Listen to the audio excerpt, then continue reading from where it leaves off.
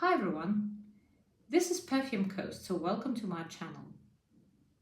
On this channel I'm talking about fragrances and scents, and I'm also sharing some examples from my collection.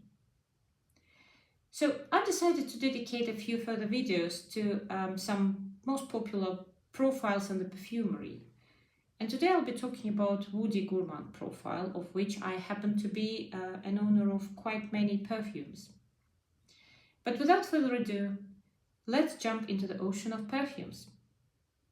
So let me say a few words about woodiness in the perfumery and what it means to me. So first of all, it grounds the scent and provides this extra longevity that many of us are searching for. So the fragrances from this category are normally quite powdery and at times dusty even.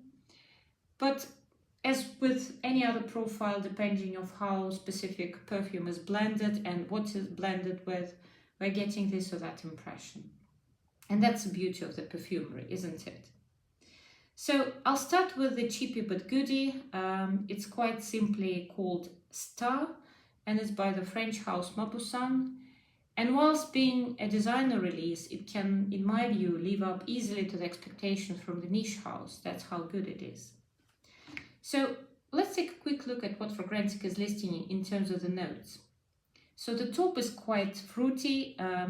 There's pineapple and fig in there. So in the middle we've got coconut milk and iris, and finally in the base there's vanilla, praline, tonka bean, white amber, Virginian cedar and heliotrope.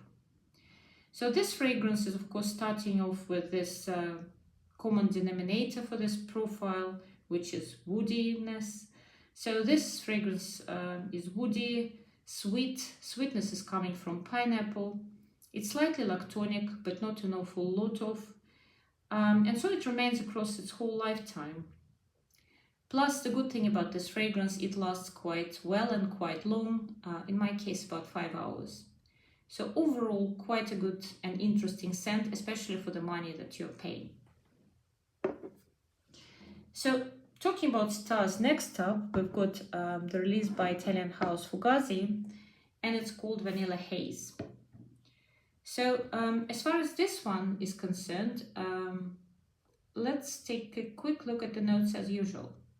So on the top there's quite a bunch of nuts. We have almond, hazelnut, coconut milk, mandarin. In the middle there's vanilla pod, tonka bean and jasmine. And finally, in the base, there's caramel, cashmere wood, amber, and musk. As similarly to the previous one, this one starts quite woody. It's also nutty. It's slightly sweeter than the previous one. So it's also quite lactonic, and eventually it develops into this ice creamy direction, but never crosses that light territory, because whilst being a true gourmand, Woody Gourmand representative, it never gets heavy, and I think that's what woodiness does to this fragrance. It provides this lightness and airiness, and that's what makes this fragrance quite wearable in the heat of summer. And that's what, makes and differentiates this fragrance from its colleagues in the same territory. So next up is another popular release, I have to say, is by American brand Commodity, and it's called Milk Plus. So Milk Plus represents the most powerful and bright version out of the 3 other items representing the milk line. So let's take a look at what Fragrantica says about the notes. So here what we're dealing with is quite a delicious top notes. It's marshmallow and milk. In the middle there's white cedar extract and musk, and in the base there are woody notes and amber. So as you can tell, quite a woody fragrance as such. And so it starts like this. It's quite woody, similar to the previous ones. However, woodiness here is slightly different because it's woody in the sandalwood sense of wood, if I may put it like this. And of course, we all know that sandalwood to some of us may come across as a bit, give off this deal-like effect. It happens sometimes to me, not an awful lot of times. Here, I do get a hint of dill, but utterly it converts into the impression of very cold milk to me.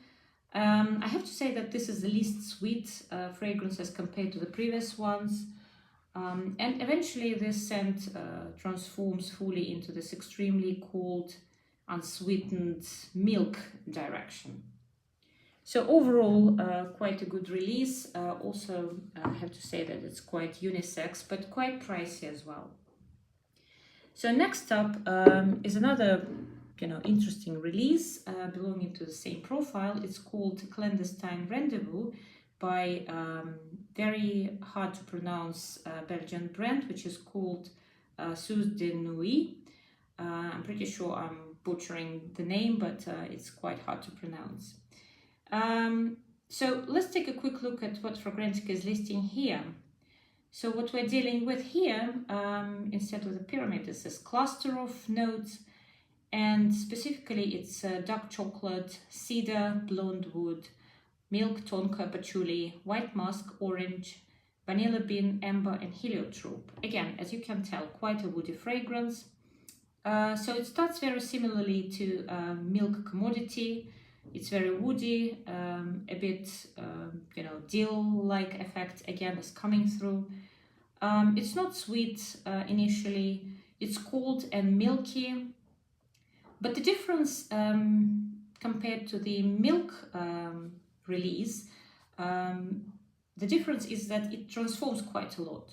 Eventually it starts to give off this bitter chocolate whiffs. And then, as if trying to counteract this chocolatey bitterness, it gives off this hint of dried fruit. So in the end, the blended woody dryness and chocolate bitterness, as well as fruit sweetness, transforms the scent to an extremely well blended and balanced, slightly sweet, cold, milky drink impression with a bit of chocolate dusting perhaps. So quite a delicious, interesting scent as well. And unfortunately, I do not hear an awful lot about the house, although it's quite brilliant. I think it's because they're not represented quite widely across the shops where you can test it, and that's, I think, a bit of an issue. So next up is another house which is not popular. It's Molinard, unfortunately, although this house is quite a good value for money, again, as compared to other releases in the same niche territory. So the fragrance is called Sucre. So let's take a quick look at the notes that Fragrantica is listing here. So it starts with top notes of nougat and powdery notes. In the middle we've got cashmere wood, sandalwood and jasmine. And finally in the base there's caramel, vanilla, walnut, tonka bean, benzoin and amber. As you can tell, quite a few woody notes, cashmere wood, sandalwood, walnut may give off this woody effect as well. So here we're dealing with a bit different start compared to the previous ones mentioned, because I do not really get this dry, bitterish start, but instead the start is very well balanced, as if somebody already has worked, has done a good work blending the fragrance. So at first, it comes across slightly plasticky, but in a good way. And then in just a few seconds, the plastickiness converts into this glistening effect, I would say, making the fragrance extremely creamy, giving almost this clotted cream or double cream effect. So initially sweet, very quickly this fragrance pushes the sweetness into the background, and nuttiness steps in, and to me it's effect similar to the one you get from shortbread or crumble biscuits stuffed with walnuts perhaps. The biscuits that are not really sweet. So from start to finish it's extremely well blended fragrance, and it transforms quite a lot, I'd say, as well.